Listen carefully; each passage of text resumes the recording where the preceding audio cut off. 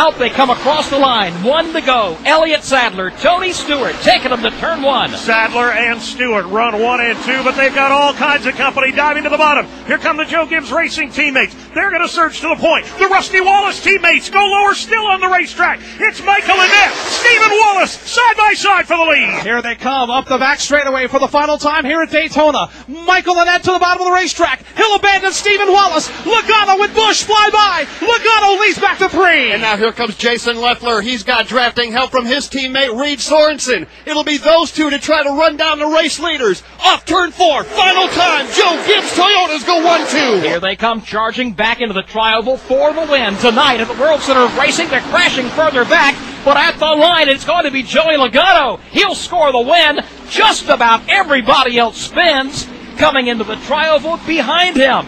But Logano gets the victory. Jason Leffler will come in second. It's Reed Sorensen third, Kyle Busch fourth, and Justin Allgaier finishes in the 5th spot. Jeff Striegel, did you see how that started down there? Well, I really didn't. All I could see was smoke, Joe, and what I can see right now on the Sprint Vision screen shows Danica Patrick, Jamie McMurray, Steve Wallace, and a whole bunch of damaged race cars, one of them erupting into fire. I couldn't tell exactly who it was, but once you pointed out after they came off turn 4, it was on, it got crazy, and we wadded up a lot of race cars coming to the stripe.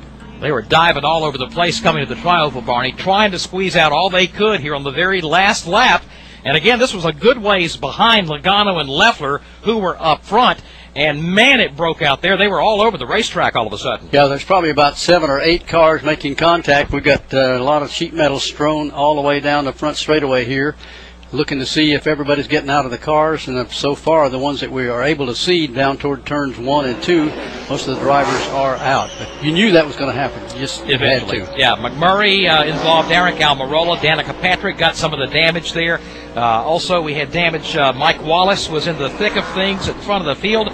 Tony Stewart got some of it as well. Let's go down to Winston Kelly for one of the guys that was involved in that was Stephen Wallace. He came across the grass. He went nose first into the pit wall. He just barely tapped it. He wasn't anybody in any danger, but he's walked away from his car. He's walking back with a bottle of water. He's obviously disappointed. As they came back after pitting early, came back, he and Michael Annette almost had a chance to win this race. He's walking down pit road. The NASCAR officials going with him, and they're going to take him to the infield care center, but he's okay.